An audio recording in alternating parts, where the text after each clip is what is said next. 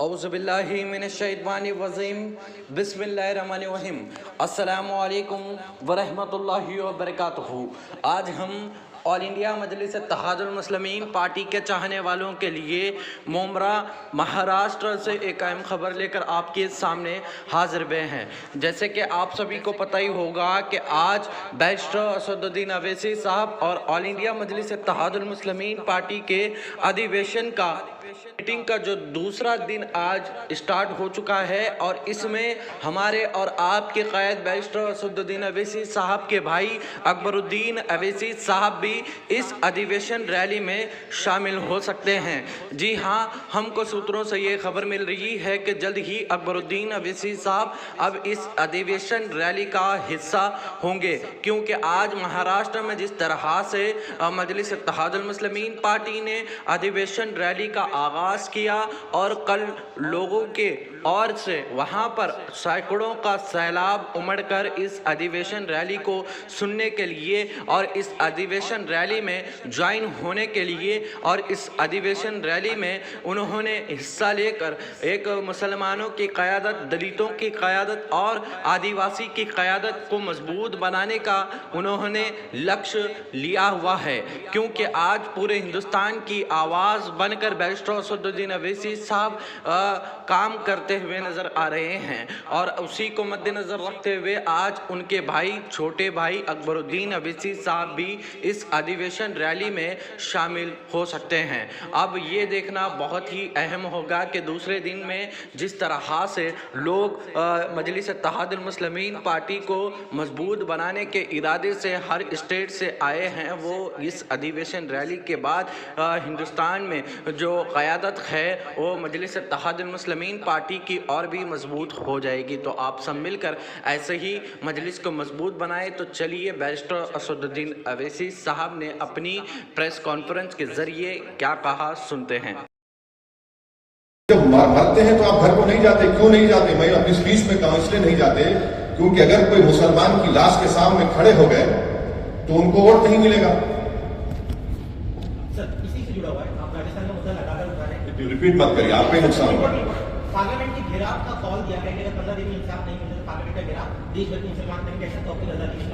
क्या आप देखिए, आप मेरी पार्टी का पूछिए, मेरी पार्टी का जवाब हम दे सकते हैं, अब हर एक का जवाब तो मैं नहीं दे सकता हूँ।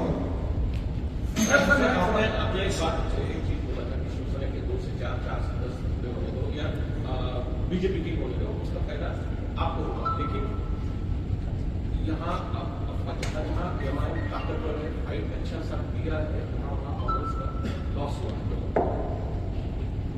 कहाँ हुआ? कांग्रेस कहाँ पे बताइए? कहाँ? औरंगाबाद से 21 साल से शिवसेना का एमपी था ना। आप जर्नलिस्ट रह के सवाल नहीं करना मेरे भाई। सुनो, अब आप रात के 3 बजे मेरे को उठा के सवाल करेंगे तो मैं ऑटो प्ले पे आ जाता हूँ। तो सुनो, आप देखो कांग्रेस का एक बात आप बहस में करेंगे, आप वो फेमस एंकर मत बन जाओ 9 बजे की तरह। तो आप ये सुनिए, राहुल गांधी कैसा हारे? मेरी वजह से हारे। मैंने आप सुनो मेरी वजह से हारे राहुल गांधी। हार गए मान लिए ना। अरे राहुल गांधी इलेक्शन में हारे ना, जिंदगी में नहीं हारे। वो तो मेरे को नहीं माना, वो आप बोलेंगे। नहीं, मैं नहीं बोल सकता। तो हार गए। अब 186 लोकसभा सीट्स पर कांग्रेस बीजेपी लड़ी सिर्फ 186, कोई नहीं था। अनफॉर्चुनेटली मैं नहीं था, तब भी खाली 16 सीट जीती 2019 में। मैं जिम्मेदार हूं। कब तक आप ये बात करेंगे? हम लड़ेंगे और जो कोई भी वंचित समाज पे जुल्म करेगा लड़ेंगे, जीतेंगे, हराएंगे भी हम। ये अब सुन लीजिए, ये डेमोक्रेसी है, कोई तानाशाही नहीं है। ये जो एंटाइटलमेंट की पॉलिटिक्स की बात करते हैं ना, उनको लगता है कि ये क्यों आ रहे हैं लोग। अरे भाई, वो राजा रजवाड़े खत्म हो चुके हैं। ये जमहूरियत है, लोकशाही है, आप मेरे को रोक नहीं सकते। हम लड़ेंगे, हमारा संविधान इस बात का अर्थ क्या है। जहां कहीं भी हम लड़ रहे, यूपी की बात करते, कितने सीट कांग्रेस लड़ी यूपी में? बोलो भाई, 400। बीएसपी लड़ी 400। ये सवाल उनसे नहीं किया जाता। क्यों नहीं किया जाता भाई? क्योंकि उन मुसलमान नहीं है। ये प्रॉब्लम है।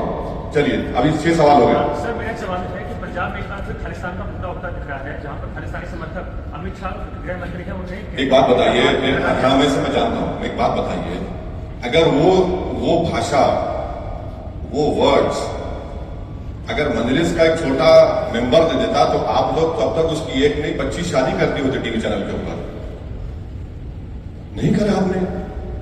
और बीजेपी भी बड़ी उसको उर्दू में एक वर्ड है माने खैज, खामोशी, माने खैज खामोशी बीजेपी की है। ये समझ में नहीं आ रहा हमको क्या चल रहा है वहां पर। और तीसरा, कल आए थे ना छोटा रिचार्ज मुंबई में, उनसे पूछ लेते आप क्या हो रहा है, उनकी सरकार है, मेरी सरकार तो नहीं है ना, उनको भी पूछ लेते।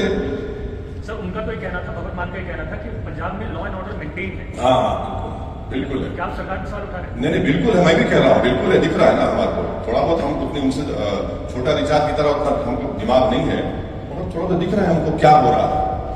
इतना तो हम देखिए, एमआईएम पार्टी तो इतना तो पॉलिटिकल सेंस है हमारे को, हम ये बोल सकते हैं कि बारिश कब होने वाली है। हम हवाओं में सूंघकर मिट्टी की खुशबू, मिट्टी आने के बाद हम नहीं बोलते कि बारिश होने वाली है, हम ये जरूर बोलेंगे बारिश होने वाली है। सर आगे क्या कर रहे हैं मांग करेंगे? हाँ कंप्लीट, प्लीज कंप्लीट। दो सवाल है। पहला सवाल ये है कि जिस तरीके से आप लोग किया कि डेमोक्रेसी, जिस तरीके से आपने बोला कि यहाँ पर डेमोक्रेसी है, तानाशाही नहीं है, तो उसी से जुड़ा सवाल ये है कि जिस तरीके से आपने देखा शिवसेना के बारे में जो हुआ, इलेक्शन कमीशन ने जो डिसीजन दिया, तोड़ मोड़ पर भाजपा ने सरकार बनाई इस के साथ में, लेकिन बाद में जो इलेक्शन कमीशन ने जो डिसीजन दिया, जो चुनाव चिन्ह था वो चला गया, क्या इलेक्शन के कमीशन के निर्णय के ऊपर आप किस तरीके से देखते हैं?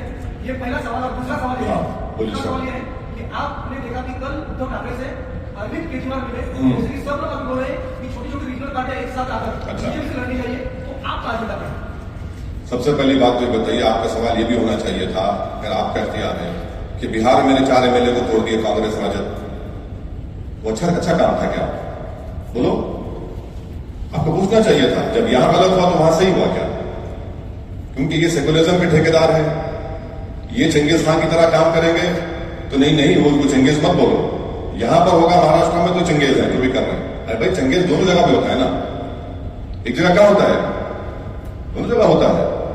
सर डॉक्टर उदित राज जी का कहना है कि अगर मोदी जी आपकी राजनीतिक कब्र न खुदी तो देश की खुद जाएगी। कौन बोले? डॉक्टर उदित राज है, आईएमसी से हैं कांग्रेस पार्टी। क्या बोला उन्होंने? उन्होंने कहा कि अगर मोदी जी आपकी राजनीतिक कब्र न खुदी तो देश की खुद जाएगी, दोनों में से कुछ एक जरूर। नहीं, मैं तो इस पर नहीं बोल सकता मैडम, मैं खबर बनाने का एक्सपर्ट नहीं हूं, मैं जिंदा रखने वालों में का एक्सपर्ट हूं। अब जिसकी खबर बनेगी उनको खुद चढ़ाएंगे, मैं नहीं बोल सकता। नहीं दोनों